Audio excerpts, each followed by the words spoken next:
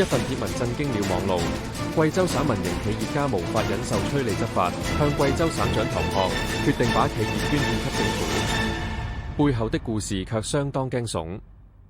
這是中共打土豪的方式，還是燈下黑的真實故事，抑或是你所不知道的留置真相，法外刑訊逼供的黑暗，以及讓人瞠目結舌的愛情？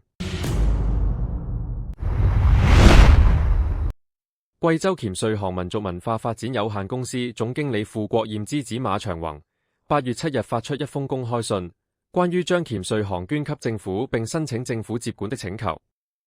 民企捐公司給獨裁政權，這還是頭一回。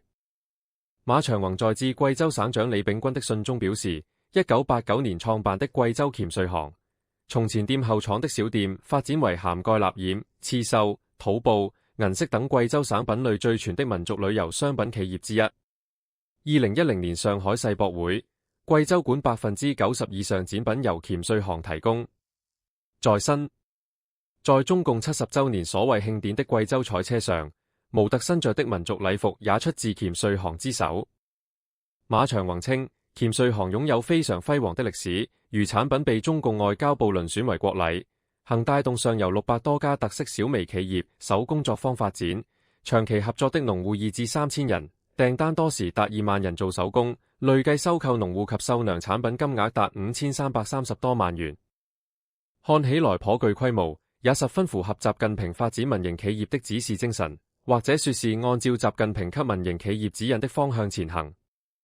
不過，馬長宏在陳述業績之後卻表示，從2024年11月25日起，黔穗行經歷3場無妄之災，現處於停業瀕死狀態。實際情況是，他的母親傅國艷先後2次被監察機關留置，累計9個月。獲釋後，企業一度準備恢復經營，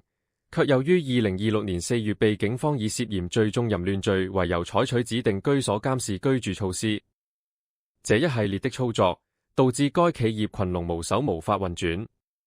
黔穗行近100名員工需要生存，依託黔穗行的幾萬名大山裏的繡娘還需要賺錢補貼家用。萬般無奈之下，馬長宏表示請求將黔穗行全部捐給政府，以換取員工和大山裏上萬名繡娘一條脫貧活路，不要讓這個承載貴州民族文化記憶的品牌就此湮滅。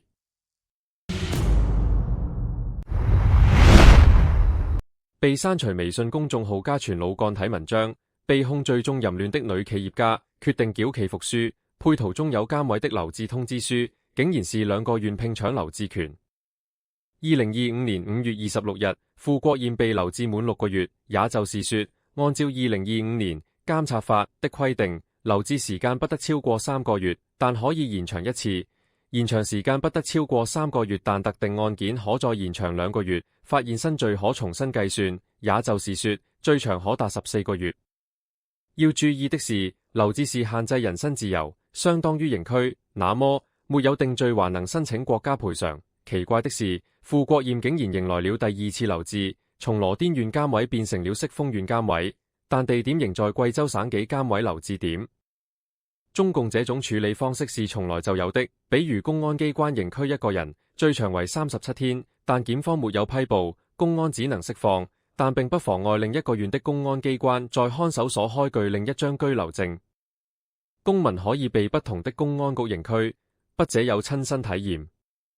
其實結果都一樣，就如上述文章所言，傅國艷家屬詢問貴州省紀監委第10審查室，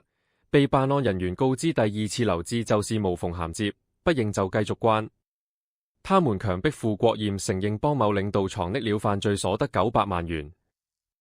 2025年8月25日，傅國艷被留置9個月後，公司員工接到貴州省紀委電話，通知前往留置點接人。且不說這個時間，但釋放了，沒有定罪才是關鍵。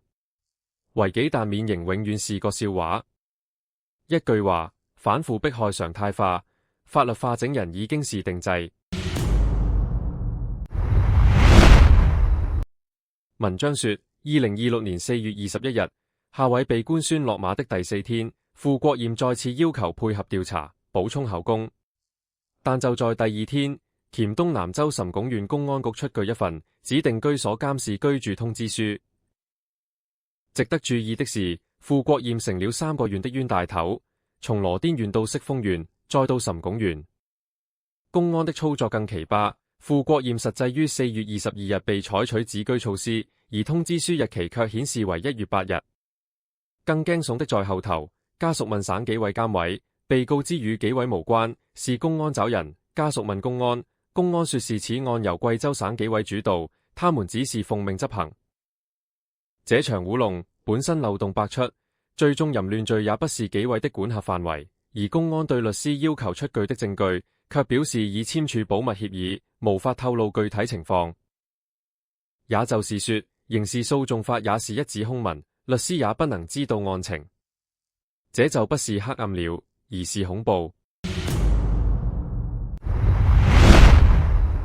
在上述資訊中提到了紀委的人員，傅國儼被監委下委主任劉志，又被監委幹部韋振傳訊。下委是貴州省紀委監委第10審查調查室員副主任，一級調研員。2026年4月17日被貴州省紀委監委網站通報。資料顯示，此人曾參與查辦了黔西南部彝族苗族自治州委員書記劉文新、茅台集團原黨委書記、董事長高衛東等系列嚴重違紀違法案件。也就是說，下委一邊撈政績、執法枉法，一邊撈錢。與他同時被紀委內鬼的，還有一名省紀委監委案件審理室員主任桂芳，中共全國反貪專家人才。他被稱為管案件的定盤星，對已經調查終結的案件進行審核把關，是案件進入最終處理決定前的質檢員和把關人。所以，這兩個人要狼狽為奸很容易。下委在明處專查別人問題的審查調查，然後讓桂芳定性。結合上面資訊不難發現，2026年4月21日，下委被官宣落馬的第4天，貴州省紀委監委第10審查室人員韋振接手案件。可以推測，傅國儼的所謂案件是下委炮製的政績冤案，紀委面臨國家賠償，只能請求公安找人，虛擬罪名，讓傅國儼及其家人深陷圈套，而無暇顧及或者根本不知道還有國家賠償這回事。而律師也不過是只緣身在此山中，忙着應對涉嫌聚眾淫亂罪名的釐清。馬長宏給貴州省長的公開信是一份賣身契，無償贈送給中共貴州政府。本身是將軍，省政府本可以依據這封蓋有公章，貴州黔瑞航民族文化發展有限公司列印的出賣信，接手公司。雖然僅僅作為法人的兒子、公司股東，馬長宏並沒有實際權力，但政府也可以通過法律手續來完善公司的民營轉國營手續。政府還是不敢，弄不好為這事被反腐了都不知道。而實際上，這恐怕不是馬長宏的初衷，而是向全社會求助，因此所有輿論才遭到網路封殺。